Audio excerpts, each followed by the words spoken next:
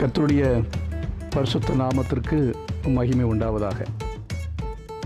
கர்த்தர் கொடுத்த அந்த வார்த்தையை வாசித்து பாருங்க. கர்த்தர் என்ன சொல்றாரு? நீங்கள் எனக்கு மெய்யாகவே சீஷர்களாய் இருப்பீர்கள். மெய்யாகவே நீங்கள் சீஷர்களாய் இருப்பீர்கள். சீஷர்களாய் இருப்பீர்கள். சீஷர் ஆகுதல், சீஷர் ஆக்குவது, இதெல்லாம் வேத புத்தகத்தில் மிக அதிகமாக சொல்லப்பட்டிருக்கிற ஒரு ஆழமான செய்தியாக இருக்கிறது. ஆகவே அந்த செய்தியை நம்ம தொடர்ந்து படிக்க வேண்டும். சீஷர் ஆகிறது என்கிறதை பற்றி நாம் எல்லாரும் என்ன செய்ய வேண்டும் என்று சொன்னால், வாழ்க்கை முழுவதும் நாம் அடைய வேண்டிய ஒரு அனுபவம். வாழ்க்கை முழுவதும் அடைய வேண்டிய ஒரு அனுபவம். வாழ்க்கை முழுவதும் அடைய வேண்டிய அந்த அனுபவத்தை நாம் என்ன செய்ய வேண்டும் என்றால், அதற்காக வேதத்தை தியானித்து நம்முடைய லட்சியம் எதுவாக இருக்க வேண்டும் என்றால், நாம் சீஷராகி மாற வேண்டும். ஆமென். அப்போ சீஷராய் மாறுவது அப்படிங்கிறதுல, அதாவது நம்முடைய கிறிஸ்தவர்கள் என்று சீஷர்கள் முதலாவது சீஷர்கள் தான் கிறிஸ்தவர்கள் என்று என்ன செய்தார்கள்? அழைக்கப்பட்டார்கள். அப்போ சீஷர்கள் என்று அவர்கள் அழைக்கப்பட்டவர்கள், சீஷர்களாக இருந்தவர்கள். அதாவது சீஷர்கள் என்பது புதிய வார்த்தை அல்ல.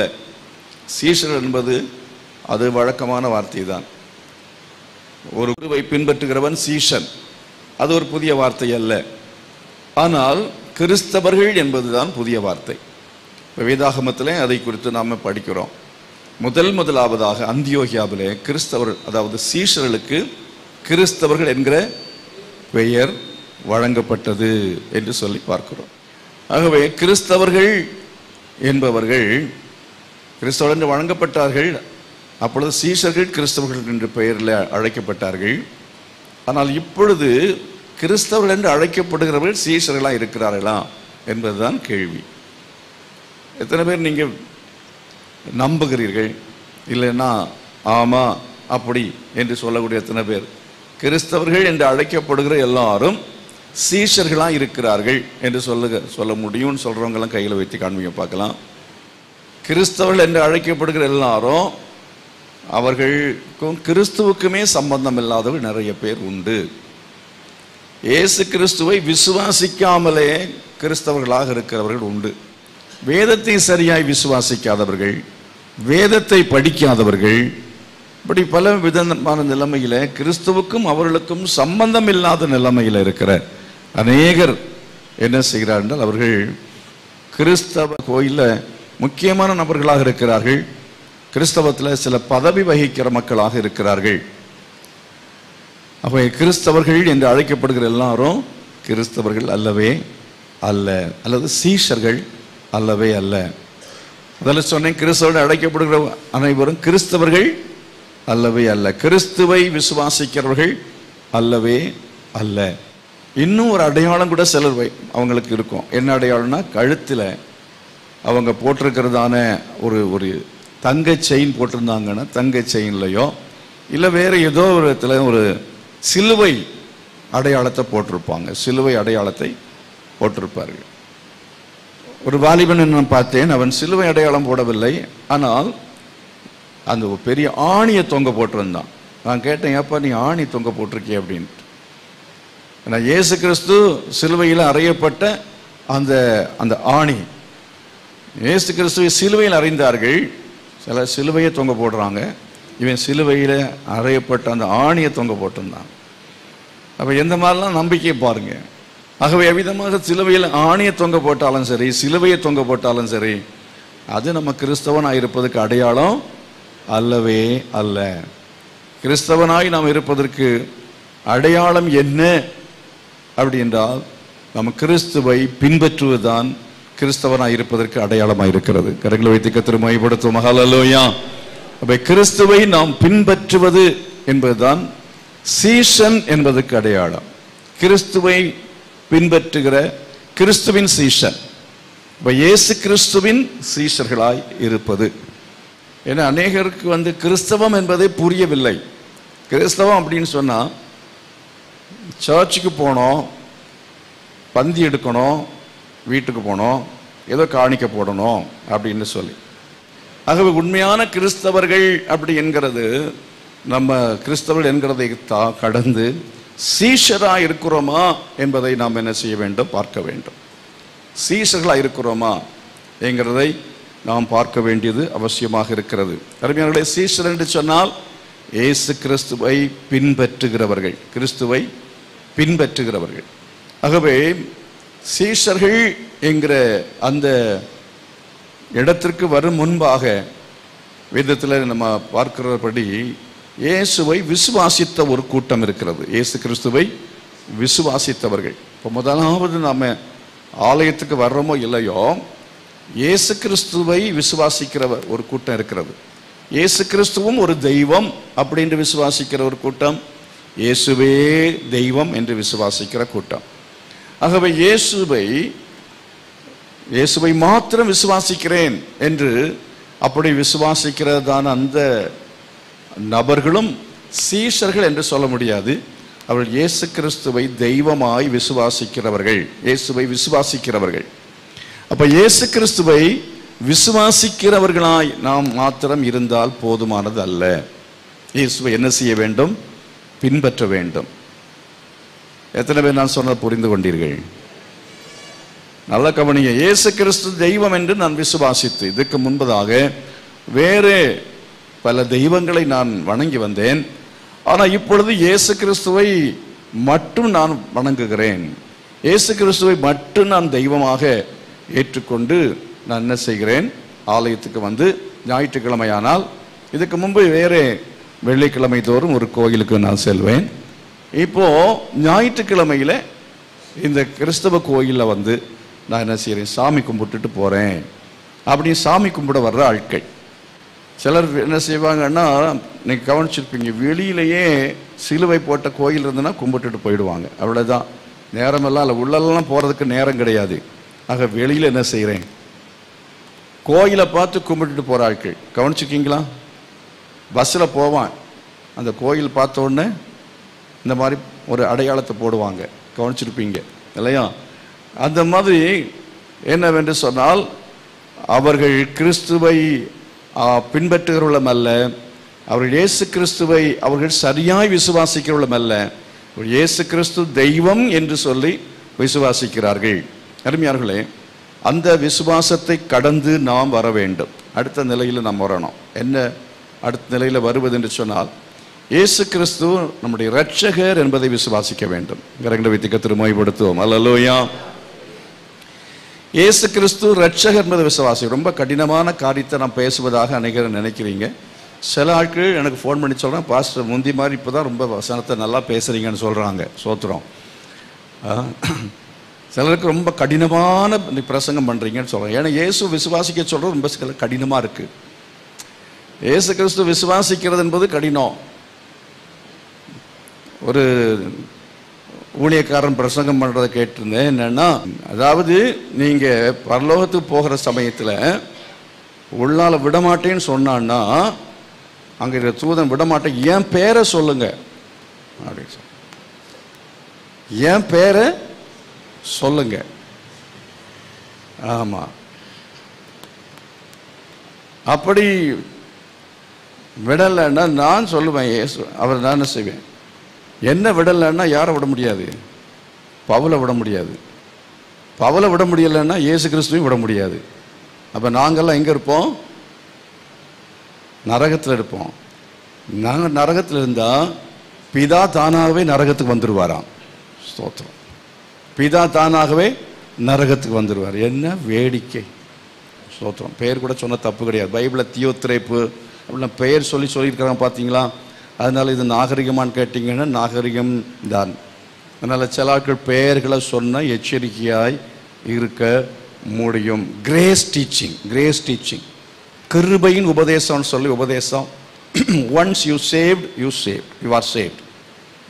நீ ஒரு முறை நீ ரட்சிக்கப்பட்டு விட்டால், ரட்சிப்பு அப்படிங்கிறத அடைந்து விட்டால், அப்புறம் அந்த நீ என்ன பாவம் செய்தாலும் உனக்கு பரலோகம் உண்டு அப்படிங்கிற ஒரு போதனை, தவறான போதனை.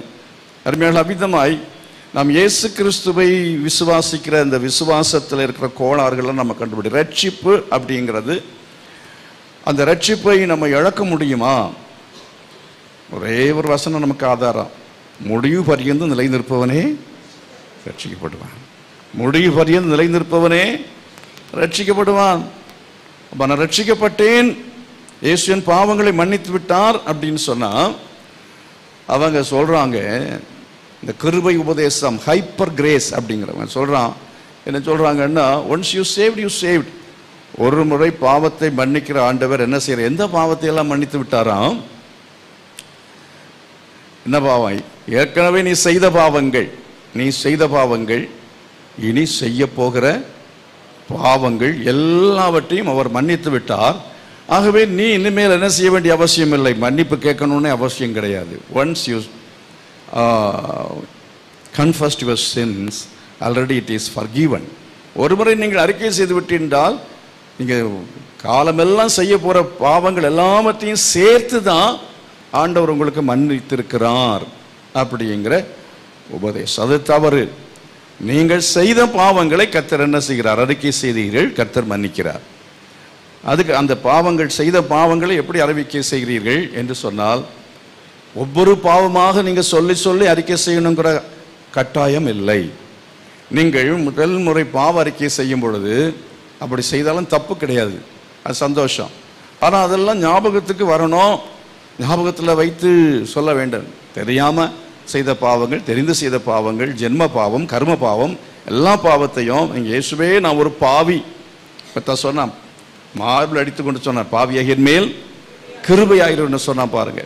அவ்விதமாக நான் பாவியாக இருக்கிறேன், கிருபையாயிரும், எனக்கு இறங்கும், என் பாவங்களை மன்னியும் என்று நாம் ஒரு துளி கண்ணீர் விட்டு தேவ சமூகத்தில் கண்ணீர் விட்டுன்னு சொன்னால் மாய்மால கண்ணீரில் உண்மையாக மனஸ்தாபப்பட்டு, பாவங்களுக்காய் மனஸ்தாபப்பட்டு நம்ம பாவங்களை அறிக்கை செய்து மனம் திரும்புதல்.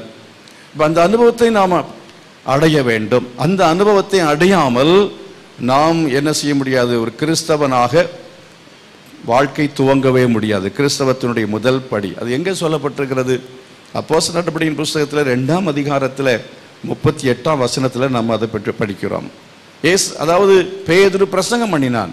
பிரசங்கம் பண்ணி கொண்டிருக்கும் பொழுது கேட்டுக்கொண்டிருந்தவர்களிலே இருதயத்தில் குத்தப்பட்டவர்களாகி ஒரு கூட்டம் ஜனங்கள் கேட்டார்கள், நாங்கள் என்ன செய்ய வேண்டும் என்று அவர்கள் கேட்ட பொழுது, நீங்கள் என்ன செய்யுங்கள், மனம் திரும்புங்கள் என்று அவர் சொன்னார். மனம் திரும்பி பாவ மன்னிப்புக்கென்று ஞானஸ்நானம் எடுத்துக்கொள்ளுங்கள் என்று சொன்னார்.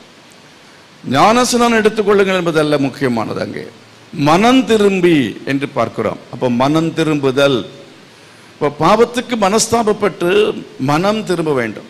பாவத்துக்கு மனஸ்தாபப்படுகிறதுங்கிறது மட்டும் அல்ல, மனம் திரும்புதல் என்பது என்ன? பாவங்களை அறிக்கை செய்த பிறகு நான் இனிமேல் என்ன செய்ய மாட்டேன், நான் பாவியாய் ஜீவிக்க, பழைய வாழ்க்கை வாழ நான் விரும்பவில்லை, நான் இயேசு கிறிஸ்துவை பின்பற்ற விரும்புகிறேன், அதற்கு என்னை ஒப்புக் கொடுக்கிறேன். இதுவரை உலகத்தை நான் பின்பற்றினேன், நான் சாத்தானை பின்பற்றினேன், சாத்தானுடைய வழிபாடுகளை பின்பற்றினேன், ஆனால் இனிமேல் நான் என்ன செய்கிறேன், உம்மை நான் பின்பற்ற விரும்புகிறேன். இயேசுவே, இனி நான் உம்மை பின்பற்றுவேன். பேதுரு சொன்ன, காவலிலும் சாவிலும் உம்மை பின்பற்றுவேன் என்று சொன்னான். அந்த விதமான ஒரு வைராக்கியம் அவனுக்கு இருந்தது. ஆனாலும் அவனாலே பின்பற்ற முடியாமல் போனது, மறுதளிக்க வேண்டிய சூழ்நிலை ஆனாலும் அவன் திரும்ப என்ன செய்தான், ஆண்டவரிடத்தில் மனம் கசந்து என்ன செய்தான், அழுதான். அவன் மனம் கசந்து அழுதான். அவர் பார்க்கிறார், உடனே இவனுக்கு அழுகை வந்தது. அவ்விதமாய் நாம் என்ன செய்ய வேண்டும் என்றால், திரும்ப நாம் அவர்களை தவறுகிறோம் என்றால் அநேக காரியங்கள் தவறுவோம். மனுஷர்கள் ஒரு முறை ரட்சிக்கப்பட்டு விட்டால் அதுக்கு பிறகு பாவம் செய்ய முடியாமல் போகும், நம்ம பாவமே செய்ய மாட்டோம் என்பது அர்த்தம் கிடையாது. திரும்ப நம்ம பாவம் செய்ய நேரிடும். அப்படி பாவம் செய்ய, ஏதாவது பாவம் செய்வோம் என்றால், ஒரு பொய் சொல்றீங்க, வேறு ஏதோ ஒரு தவறுகள் வாழ்க்கையில் வருகிறது என்றால் என்ன செய்ய வேண்டும் என்றால், திரும்ப அந்த பாவத்தை சொல்லி அறிக்கை செய்ய வேண்டும். அந்த குறிப்பிட்ட பாவத்தை சொல்லி என்ன செய்ய வேண்டும், அறிக்கை செய்ய வேண்டும். ஆண்டவரே, இன்றைக்கு தவறு வந்து விட்டது, இதை மன்னிங்க. இரவில் படுக்கைக்கு போகும்போதாக நம்ம என்ன செய்யணும், அந்த பாவம் நமக்கு அன்றைக்கு பகலில் என்னென்ன பாவங்கள் நம்முடைய வாழ்க்கையில் வந்ததோ, என்னென்ன தவறுகள் நம்முடைய வாழ்க்கையில் வந்ததோ அதை நம்ம அறிக்கை செய்து மன்னிப்பு கேட்க வேண்டும். 2 விதமாக பாவத்தை சொல்லலாம். ஒன்று, செய் என்று கர்த்தர் சொன்னவைகளை செய்யாமல் போன பாவம். இரண்டாவது, செய்யாதே என்று சொல்லப்பட்டவைகளை செய்தது. அந்த 10 கற்பனைகளிலே, யாத்திராகம் 20 அதிகாரத்தில் சொல்லி இருக்கிற அந்த 10 கற்பனைகளிலே இந்த 2 பாகமாக அதை பிரிக்கலாம். ஒன்று, செய் என்று சொல்லப்பட்டவைகள், அதை செய்யாமல் போகிறது. இன்னொரு, செய்யாதே என்பது, கொலை செய்யாதிருப்பாயாக, உன் தகப்பனின் தாயும் கனம் பண்ணுவாயாக. இந்த விதமாக செய் என்று சொன்ன காரியங்கள், மாமியாருக்கு கொடுக்க வேண்டிய ஆகாரத்தை கொடுக்காமல், தாய் தகப்பனுக்கு கொடுக்க வேண்டிய கனத்தை கொடுக்காமல், செய்ய வேண்டிய அந்த காரியங்கள் எல்லாவற்றையும் செய்யாமல், கர்த்தருக்கு கொடுக்க வேண்டியதை கொடுக்காமல், இப்படி கொடுக்க வேண்டியதை செய்ய வேண்டியதை செய்யாமல் நாம் என்னென்ன காரியங்களை தவறு இருக்கிறோம் என்கிறதை யோசித்து நம்ம மாலையில் படுக்கைக்கு போகும்போதாக என்ன செய்யணும்? அறிக்கை செய்ய வேண்டும். பாவங்களை அறிக்கை செய்யணும். 51ஆம் சங்கீதத்தில் அவன் பாவ அறிக்கை செய்கிறான். அது முதல் பாவ அறிக்கை இல்லை. அந்த பாவ அறிக்கை எப்போ செய்தது என்றால், அவன் ஏற்கனவே கர்த்தரின் மேய்ப்பராய் இருக்கிறார் என்று சொல்லி இந்த சங்கீதம் சொல்லுகிறானே, அதெல்லாம் அனுபவங்களுக்கு பிறகுதான் அவன் என்ன செய்கிறான்? அவன் பக்சேபாளத்தில் பாவத்தில் வீழ்கிறதை வீழ்ச்சி அடைகிறதை பார்க்கிறோம். பக்சேபாள்ங்கிற ஒரு பெண்ணிடத்தில் அவன் பாவத்தில் வீழ்ந்தான். அவனை தனக்கு மனைவியாக ஆக்கி கொண்டான். அருமையானவர்களே, அந்த விதமான தவறு அவனுடைய வாழ்க்கையில் வந்த பிற்பாடு உணர்த்தப்பட்டு, நாத்தான் தீர்க்கதரிசியின் மூலம் உணர்த்தப்பட்டான். ஆலயத்துக்கு வரும்போது உணர்த்தப்படுவான். பாவம் செய்கிறவர்கள் பைபிள் எடுத்து படித்து கொண்டிருக்க மாட்டார்கள். சில சமயத்தில் அப்படி பைபிள் படிக்கிறோம் என்றால், வேதத்தை வாசிக்கும் பொழுது வசனம் நம்மை உணர்த்தும். ஆலயத்துக்கு வர்ற சமயத்தில் பிரசங்கத்தில் ஆவியானவர் என்ன செய்வார்? அந்த காரியங்களை உங்களுக்கு சொல்லி உணர்த்துவார். உடனே சொல்லுவீங்க, இவருக்கு யாரோ போட்டு கொடுத்துட்டாங்கன்ட்டு. யாரும் போட்டு கொடுக்கறதில்ல, ஆவியானவர் சொல்லுகிற விஷயங்கள்.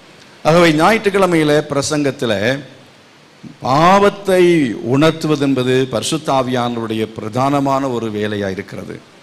ஆகவே உங்கள் பாவங்களை உணர்த்தும் பொழுது யாரோ போட்டு கொடுத்துட்டாங்க அப்படின்னு சொல்லாமல், ஆவியானோடு கூட பேசினார், நாம் மனம் திரும்பணும்னு சொல்லி என்ன செய்யணும்? மனம் திரும்ப வேண்டும். ஆலயத்துக்கு நாம் ஆராதனைக்கு வருகிறதுல ஒரு முக்கியமான நோக்கம் என்ன? கர்த்தரின் பாவங்களை இன்றைக்கு உணர்த்த வேண்டும். நான் என்ன செய்ய சித்தமாயிருக்கிறீர் என்கிறது தான் நம்ம பிரதானமான ஒரு ஜெபமாக இருக்க வேண்டும்.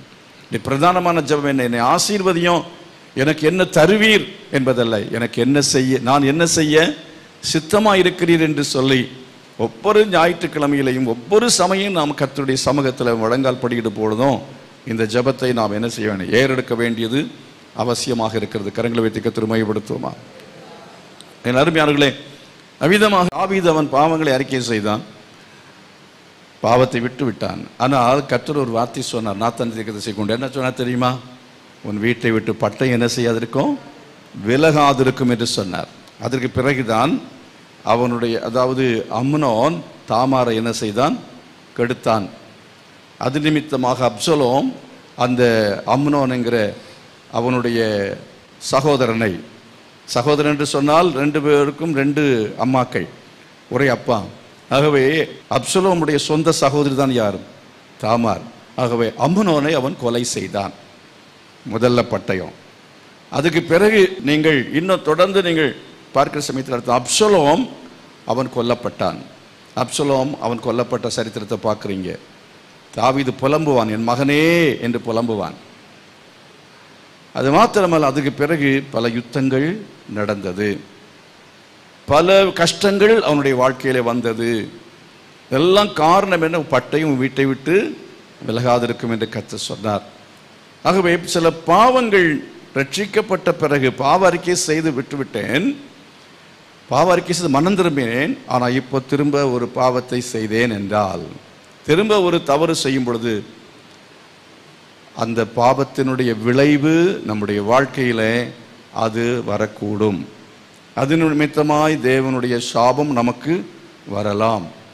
தேவன் அது நிமித்தமாய் நமக்கு தண்டனையை நமக்கு கொடுக்கக்கூடும்.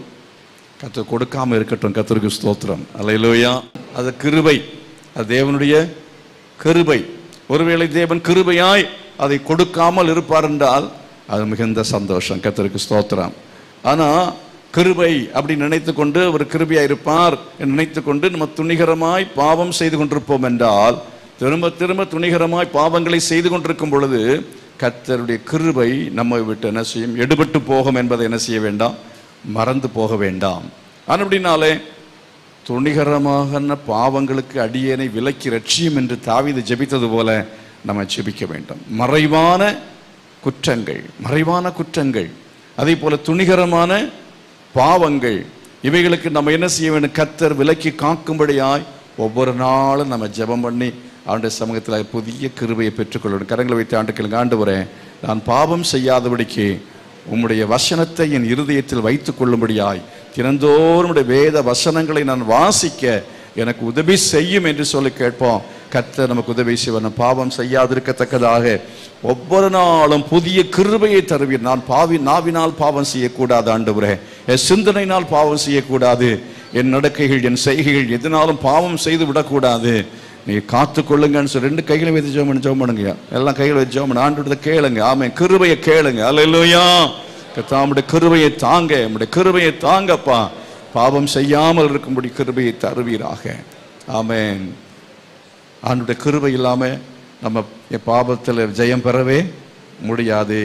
பாவத்தை செய்து விட்டோம் என்றால் அறிக்கை செய்யலாம். ஆனால் அறிக்கை செய்தாலும் அறிக்கை செய்த நிமித்தம், அதாவது திரும்ப திரும்ப செய்கிற பாவத்திற்கு தண்டனை உண்டு என்பதை என்ன செய்ய வேண்டாம்? மறந்து போக வேண்டாம். சிலருடைய பாவங்கள் இல்லைன்னா சில பாவங்களுடைய நியாய தீர்ப்புகள் முந்திக் கொள்ளும், சில பாவங்களுடைய நியாய தீர்ப்புகள் பிந்திக் கொள்ளும். அப்படின்னா என்ன? சில சமயத்தில் செய்த பாவத்திற்காக சாகிறதுக்கு முன்னால ஏதோ ஒரு சந்தர்ப்பத்தில் ஏதோ ஒரு விதத்தில் கர்த்தர் என்ன செய்வார்? அந்த தண்டனையை நமக்கு நம்ம அனுமதிப்பார்.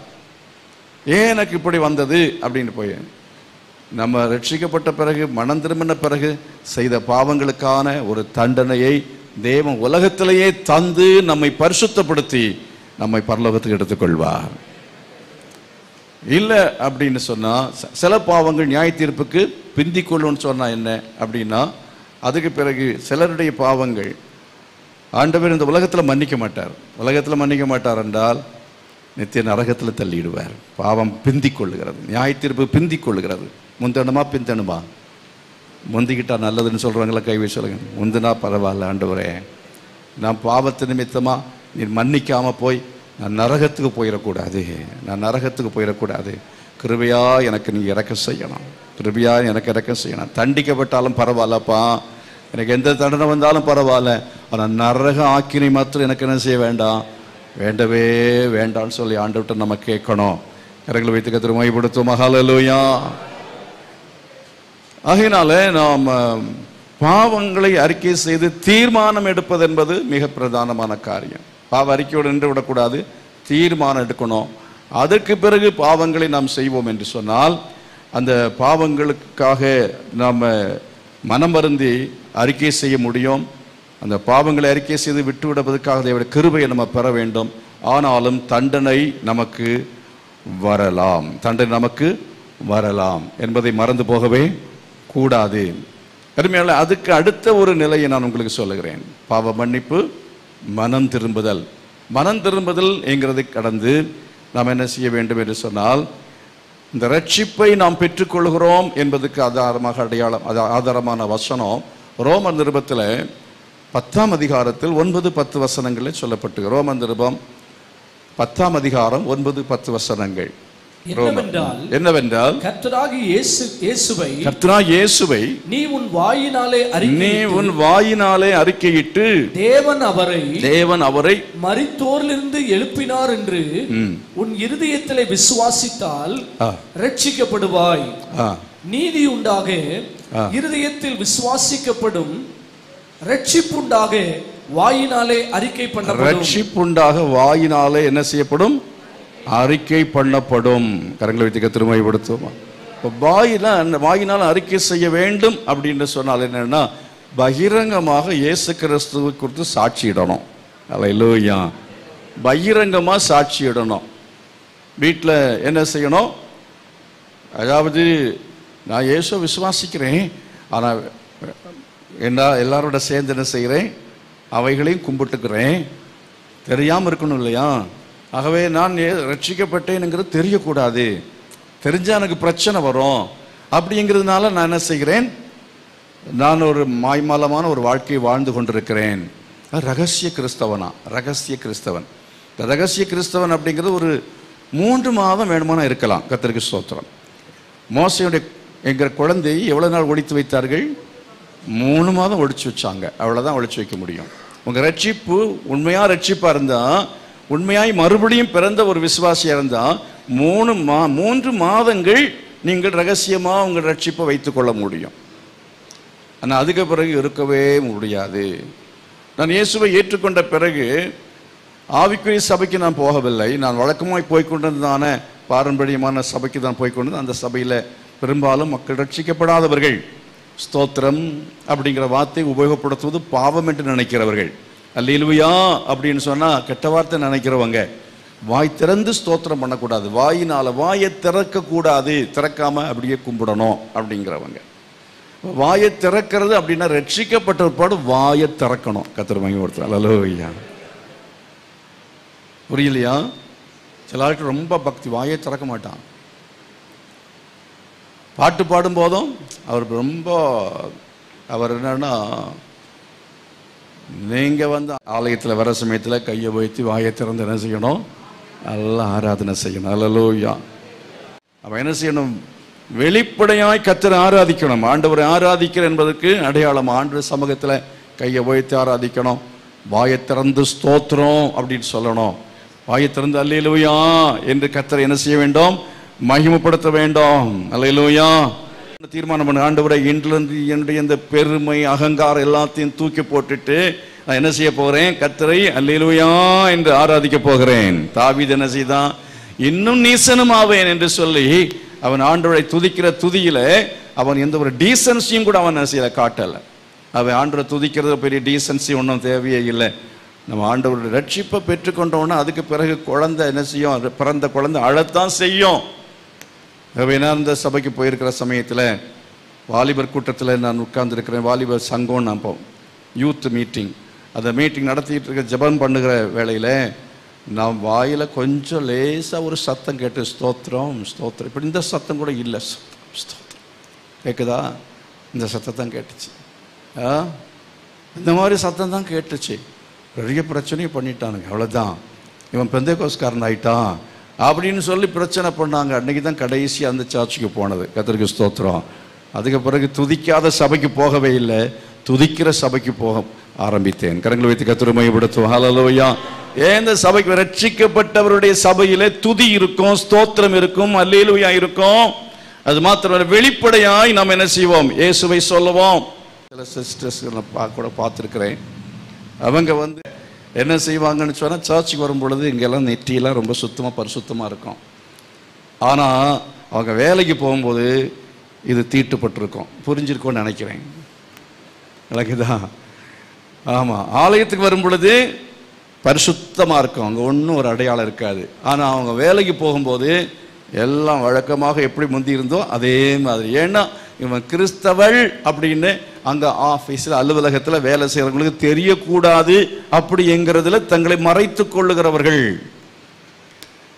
பெயர் கேட்டால் அவங்களுடைய கிறிஸ்தவர்கள் என்ற அந்த பெயரை தெரியாமல் இருப்பதற்காக பழைய பெயர் தான் சொல்லுவாங்க. ஆனாலும் பழைய பெயர் தான் அஃபிஷியல் நேம் சொல்லப்படுற தப்பு இல்லை, அது அஃபிஷியல் நம்ம அங்கே தெரியும்னா சொல்ல. ஆனாலும் நீ ரட்சிக்கப்பட்டிருக்கிறாய், நீ மனம் திரும்பி இருக்கிறாய், நீ இப்பொழுது பழைய ஆள் அல்ல என்கிறத என்ன செய்யணும்? நண்பர்களுக்கு சொல்லணும், சொந்தக்காரங்களுக்கு சொல்லணும், அலுவலகத்துக்கும் சொல்லணும். கரங்களை வைத்து கர்த்தரை மகிமைப்படுத்துவோம். அல்லேலூயா. கல்யாணம் ஆச்சுன்னு சொன்னால் நீங்கள் என்ன பண்ணுவீங்க? ஆஃபீஸில் போயிட்டு ரகசியமாக வச்சுருப்பீங்க, அப்படி தானே? கல்யாணம் ஆனதை நான் இன்னும் ரகசியமாக தான் வச்சுருக்கேன்னு சொல்கிறவங்க எத்தனை பேர்? கள்ளக்காதலை ரகசியமாக வச்சுருக்கலாம். ஆனால் உண்மையாக காதல் இருந்ததுன்னா, உண்மையாக ரட்சிக்கப்பட்டு உண்மையாக வந்து கல்யாணம் என்ன செய்வோம்? ஆகிறதுக்கு முன்பதாகவே இன்விடேஷனை கொடுத்து ஊர் உலகமெல்லாம் சொல்கிறோம், கல்யாணம் ஆக போகுது, கல்யாணம் ஆக போகுது, கல்யாணம் ஆக போகுது. கல்யாணம் ஆன பாடு என்ன செய்ய? எனக்கு கல்யாணம் ஆச்சு, எனக்கு 2 பிள்ளைங்க இருக்காங்க, இதை சொல்கிறது எவ்வளோ சந்தோஷம் இருக்குது, அப்படி தானே? அதே மாதிரி என்ன செய்யணும்னு சொன்னால், நம்ம எங்கே போனாலும் எங்கே இருந்தாலும் நான் ரட்சிக்கப்பட்டவன், நான் ரட்சிக்கப்பட்டேன், அப்படி அந்த சாட்சியை நீங்கள் சொல்வது தான் உங்கள் ரட்சிப்புக்கு அடையாளமாக இருக்கிறது. கரங்களை வைத்து கர்த்தரை மகிமைப்படுத்துவோம். சிலுவை போடுறதில்லை, கையில் பைபிள் வச்சுருக்கிறதும் கிடையாது. நீங்கள் இயேசு கிறிஸ்து உள்ளத்தில் வந்தார், இந்த குறிப்பிட்ட நாள் நான் ரட்சிக்கப்பட்டேன் அப்படி என்கிறதை ஒவ்வொருத்தரை பார்க்குற சமயத்திலெல்லாம் அவருக்கு சொல்லணும். கரங்களை வைத்து கர்த்தரை மகிமைப்படுத்துவோம். உங்கள் வாழ்க்கையில் எப்படி ரட்சிக்கப்பட்டீங்க, எப்படி உங்களுக்கு சமாதானம் கிடைத்தது, எப்படி இந்த மனமாற்றம், அது மதமாற்றம் இல்லை, எப்படி மனம் மாற்றம் வந்தது, எப்படி எல்லாம் நீங்கள் அந்த குடியை விட்டீங்க, எப்படிங்க நீங்கள் குடியை விட்டீங்க, எப்படி சிகரெட் விட்டீங்க அப்படின்னு கேட்டானா போதும், அது விட்டுட்டுங்க அப்படி சொல்லக்கூடாது. அப்போவே போதும், அவ்வளோ விஷயமே அது சொல்கிறதுக்கு துவங்கிறதுக்கு அந்த விஷயம் அவ்வளோ போதும். கேட்குற கேள்வியிலேருந்து ஆரம்பிச்சிடணும். என்ன அப்படி ஆரம்பிச்சோன்னு சொல்லி ஆதி அகமத்தில் ஆதியிலே தேவன் வானத்தையும் பூமியும் படைத்தார் அப்படின்னு ஆரம்பிக்கக்கூடாது. இயேசு எப்படி ரட்சித்தார் அப்படிங்கிறத சுருக்கமாக சொல்வதற்கு தெரிந்திருக்க வேண்டும். கரங்களை வைத்து கர்த்தரை மகிமைப்படுத்துவான். சாட்சி சொல்ல போறேன்னு சொல்லிட்டு என் புருஷன் நேற்றுக்கு அடிச்சாரு, ஆனால் ஆண்டவர் கிருபையா காயம் இல்லாமல் காத்து கொண்டாரு இப்படின்னுலாம் எதையோ கதையை அளக்கக்கூடாது, சரித்திரம் சொல்லக்கூடாது. உங்க சாட்சி இயேசு எப்படி உங்களை ரட்சித்தார், மனமாற்றம் எப்படி வந்தது என்பதற்குரிய அந்த ரட்சிப்பின் அனுபவத்தை நீங்க சொல்வதற்கு, நீங்க ரட்சிப்பின் அனுபவத்தின் நிச்சயம் உங்களுக்கு இருக்க வேண்டும். அல்லேலூயா. கல்யாணம் நிச்சயமே இல்லாத எப்படி கல்யாணம் ஆச்சுன்னு சொல்லுவான், கல்யாணம் நிச்சயமே இல்லை எப்படி கல்யாணம் ஆச்சான்னு சொல்லுவான். ஆகவே ரட்சிக்கப்பட்டதுன்ட்டு ஒரு நாள் உங்களுக்கு தெரியணும், நிச்சயமா தெரியணும். அல்லேலூயா. ஞானஸ்நானம் எடுத்திருக்கிறாங்க, ஆனா அநேகர் ரட்சிப்பின் நிச்சயம் அநேகருக்கு இல்லை. ஞானஸ்நானம் எடுத்ததல்ல ரட்சிப்பு.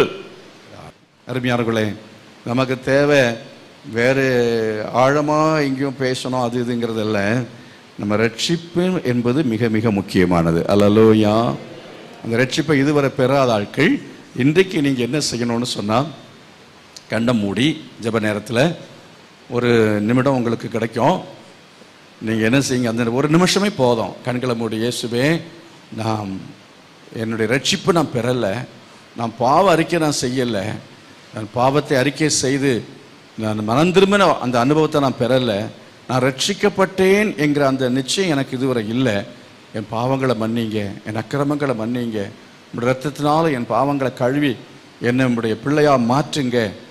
இப்பொழுது நான் ஆண்டவரே இனிமேல் நான் உம்மை பின்பற்றும்படி என் வாழ்க்கையை அர்ப்பணிக்கிறேன், சிலுவை எடுத்துக்கும்படி உம்மை நான் பின்பற்றுவேன் ஆண்டவரே, காவலிலும் சாவிலும் கூட நம்மை பின்பற்றுவதற்கு கிருபை தாங்க அப்படின்னு சொல்லி நீங்கள் என்ன செய்யணும்னு சொன்னால், இயேசு கிறிஸ்துவை இரத்தத்தை விசுவாசித்து, அவருடைய மரணத்தை விசுவாசித்து, பாவங்களை அறிக்கை செய்து என்ன செய்ய வேண்டும், அவர் மன்னித்தார் நிச்சயத்தை பெறணும். எப்போ பெற முடியும்?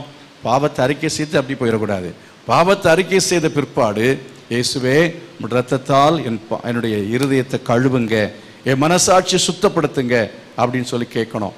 இயேசுவே உன் இரத்தத்தால் நான் கழுவுன்னு சொல்லி கேட்ட பிற்பாடு கேட்டுகிட்டே இருக்கக்கூடாது, ஒவ்வொரு நாளும் கேட்டு இருக்கக்கூடாது. உடனே விசுவாசிங்க, உங்களுடைய வார்த்தையை விசுவாசித்து, ஆண்டவரை இப்பொழுது நான் கர்த்தாவை உம்மை துதிக்கிறேன், நன்றி சொல்லுகிறேன் என்று சொல்லி என் பாவங்கள் எல்லாவற்றையும் நீர் மன்னித்ததுக்காக ஸ்தோத்திரம் அப்படின்னு சொல்லி அந்த நிச்சயத்தை கர்த்தர் உங்களுக்கு தருவார். ஆமென். அல்லேலூயா. உள்ளத்தில் பேச நான் பாவத்தை மன்னிச்சிட்டேன்னு சொல்லுவார். பாவத்தின் அந்த மன்னிப்பு நிச்சயம் கிடைக்கிற அதே நிமிஷத்தில் உங்களுக்கு ஒரு சமாதானம் உண்டாகும். அல்லேலூயா. யார் யாருக்கெல்லாம் உள்ளத்தில் சமாதானம் இல்லையோ நீங்கள் ரட்சிக்கப்படவில்லை. ரட்சிக்கப்பட்டால் இந்த சமாதானம் உங்களுக்கு அதை அடையாளமாய் பரிசாய் கர்த்தர் கொடுக்கிறார். எத்தனை பேர் அந்த சமாதானம் இருக்கு அப்படின்னு சொல்றீங்கன்னு எனக்கு தெரியல. எத்தனை பேர் உண்மையான சமாதானம் எனக்கு இருக்கிறது, உலகம் கொடுக்கக்கூடாத, உலகம் எடுக்கக்கூடாத ஒரு சமாதானம் எனக்கு இருக்கிறதுன்னு சொல்றவங்க எத்தனை பேர்? கைகள் உயரல. பார்த்தீங்களா? அதுக்காக தாங்க சர்ச்சுக்கு வரேன். ஞாயிற்றுக்கிழமை சர்ச்சுக்கு வர்றதே அந்த சமாதானத்தை பெறுறதுக்கு தான். சமாதானத்தை பெறுவதற்கு சபைக்கு வர தப்பு கிடையாது. ஆனால் அந்த சமாதானத்தை நீங்க ஏன் பெற்றுக்கொள்ளவில்லை என்றால், ரட்சிப்பின் நிச்சயத்தை பெறவில்லை. ரட்சிப்பின் நிச்சயத்தை இன்றைக்கே நீங்க பெற்றுக்கொள்ளுங்கள். என்றைக்கு ரட்சிக்கப்பட்டீங்கன்னு கேட்டா சொல்ல தெரியணும். இதுவரை சொல்ல தெரியாதவங்க இந்த நாள்ல நீங்க அந்த ரட்சிப்பின் நிச்சயத்தை பெற்றுக்கொண்டு இந்த நாள் நீங்க ரட்சிக்கப்பட்ட நாளாக என்ன செய்யுங்கள், முடிவு பண்ணிக்கிங்க. ரெஜிஸ்டர் ஆஃபீஸில் போய் ரெஜிஸ்டர் பண்ணுறது பார்த்தீங்களா? ரெஜிஸ்டர் முன்னால் கல்யாணம் நடந்துச்சு, ஆனால் பின்னால் போய் ரெஜிஸ்டர் பண்ணுறாங்க இல்லையா? அதே மாதிரி நீங்கள் உங்களுடைய ரட்சிப்பை இன்றைக்கு நீங்கள் உறுதிப்படுத்தி கொள்ளும் பொழுது உங்கள் பெயர்கள் ஜீவ புஸ்தகத்தில் பரலோகத்தில் இன்றைக்கே எழுதப்படும். அல்லேலூயா. எத்தனை நிச்சயம் இருக்கிறது? இன்று மரித்தால் நான் பரலோகத்தில் செல்வேன், என் பெயர் ஜீவ புஸ்தகத்தில் எழுதப்பட்டிருக்கிறது அப்படிங்கிற நிச்சயத்தோடு இந்த இடத்தை விட்டு போகணும். அல்லேலூயா. அருமையானவர்களே, எல்லாரும் நம்ம ஜெபம் பண்ண போகிறோம். அந்த ரட்சிப்பை இன்னைக்கு எல்லாம் பெற்றுக்கொள்ள போகிறோம். எல்லாம் தேவ சமூகத்தில் எழுப்பி நிற்போம். முதல்ல சொன்னேன் விசுவாசியுங்கள். ரெண்டாவது சாட்சியாய் மாறுதல். ரெண்டாவது என்ன செய்யணும்? சாட்சியாய் மாறுதல். பகிரங்கமாக இயேசுவை என்ன செய்யணும்? அறிவிக்கணும். பகிரங்கமாக நம்முடைய சரீரத்தில் உடை நடை பாவனைகளில் நம்ம வெளிப்படுத்த வேண்டும். நான் இயேசு கிறிஸ்துவை விசுவாசிக்கிறவன், ஒரு உண்மையான கிறிஸ்தவன், கிறிஸ்தவன் என்பதை நம்முடைய தோற்றத்தில், நம்முடைய உடையில, நம்முடைய வெளி அடையாளங்கள் எல்லாவற்றிலையும் வெளிப்படுத்த வேண்டும். நீ ஏன் இங்க இப்படி இருக்கீங்க? நீ கிறிஸ்தவனா அப்படின்னு சொல்லி கேட்கணும். நீ கிறிஸ்தவனா என்று சொல்லி கேட்க வேண்டும். அப்படி ஆலயத்து வர்ற சமயத்தில் நம்ம ஒரு மாதிரி வித்தியாசமா நம்ம ஒரு நடிச்சுட்டு வெளியில போற சமயத்தில் நம்ம பழையது போல போகக்கூடாது. தேவ சமுதிர கரங்களை வைத்து, ஆண்டவரே இந்த ரட்சிப்பு நிச்சயத்தை எனக்கு தர வேண்டும் என்று கைகளை வைத்து கேளுங்க. ரட்சிப்பு நிச்சயத்தை எனக்கு தாங்கப்பா. இந்த ரட்சிப்பு நிச்சயத்தை எனக்கு தாங்க ஆண்டவரே. ஓ ஹல்லேலூயா, glory to God. பாவங்களை அறிக்கை செய்யுங்க. இயேசுவே நான் ஒரு பாவின்னு சொல்லுங்க. என் பாவங்களுக்காக நீ மரித்தீங்கப்பா, என் அக்கிரமங்களுக்காக நீ மரித்தீர். ஓ ஹல்லேலூயா. உம்மால் மாத்திரம்தான் ரட்சிப்பு. நீர் பாவங்களை மன்னிப்பதற்கு அதிகாரம் பெற்றவர் என்றால் நீர் ஒருவரே பாவங்களுக்காக மரித்தவர். ஓ ஹல்லேலூயா. இப்பொழுது ஆண்டவரே என் பாவங்களை அறிக்கை செய்கிறேன். நான் பாவி என்பதை அறிக்கை செய்து உம்மை கர்த்தாவே நான் ஆண்டவரே நோக்கி ஜெபிக்கிறேன். என் பாவங்களை ஆண்டவரே கழுவுங்க, என்னை சுத்தப்படுத்துங்க. என் பாவங்களை கழுவுங்க, என்னை சுத்தப்படுத்துங்க. என் பாவங்களை கழுவுங்க, என் மனசாட்சி சுத்தப்படுத்துங்க. ரத்தம் என்னை கழுவட்டும், ரத்தம் கழுவட்டும், ரத்தம் கழுவட்டும், ரத்தம் கழுவட்டும், ரத்தம் கழுவட்டும். ஓ ஹல்லேலூயா.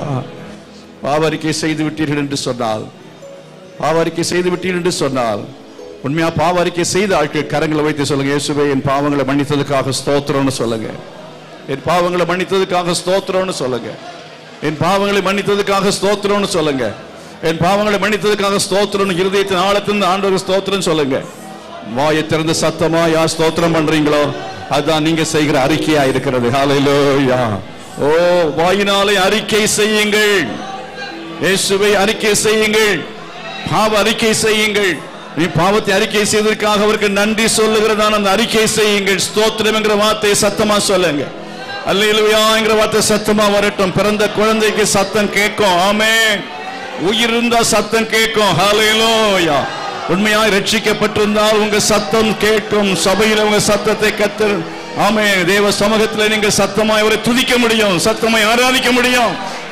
ஓ உயிர் பெற்ற குழந்தை, மறுபடியும் பிறந்ததான மறுபிறப்பின் அனுபவத்தை பெற்றுக் கொண்டவர்கள் சத்தமாய் அவரை துதிப்பார்கள், சத்தமாய் அவரை ஆராதிப்பார்கள். ரகசியமாய் துதிக்கிறவர்கள் அல்ல, ரகசியமாய் ஆராதிக்கிறவர்கள் அல்ல, ரகசியமாய் ஜீவிக்கிறவர்கள் அல்ல. ஓ ஹல்லேலூயா, ஹல்லேலூயா, glory to God. உமக்கு ஸ்தோத்திரம் ஆண்டவரே, உமக்கு நன்றி செலுத்துகிறோம்.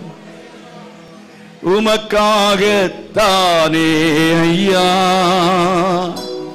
நான் உயிர் வாழ்கிறேன் ஐயா,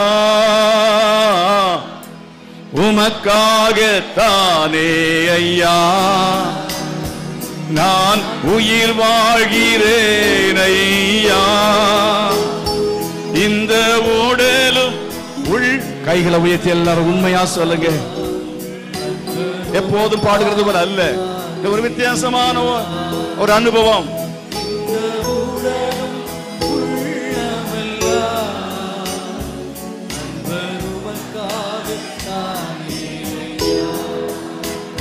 தகப்பனே நன்றியோடு உமக்கு ஸ்தோத்திரம். உண்மையாய் விசுவாசிக்கணும், ரட்சிப்பை நாங்கள் பெற்றுக்கொள்ளணும். முடியவரை இந்த ரட்சிப்பை காத்துக்கொள்ளும்படி கிருபை செய்யும். சாட்சிகளாய் ஜீவிக்க உதவி செய்யும். உம்மை தொடர்ந்து உம்மை பின்பற்றி நாங்கள் சீஷராய் ஆண்டவரை வாழ கிருபை செய்ய வேண்டும் என்று கேட்கிறோம். இயேசுவின் நாமத்தில் பிதாவே, ஆமென். நம்முடைய கர்த்தராய் இருக்கிற இயேசு கிறிஸ்துவின் கிருபையும் பிதாவாகிய தேவனுடைய அன்பும் பரிசுத்த ஆவியானுடைய அன்யோன்ய ஐக்கியமும் சமாதான பாதுகாவலும் நாம் அனைவரோட சகல பரிசுத்தவான்களோடு கூட இன்னும் இன்றைக்கு நிலைத்திருப்பதாக. ஆமென். ஹல்லேலூயா, ஹல்லேலூயா. God bless you. கர்த்தர் உங்களை ஆசீர்வதிப்பாராக.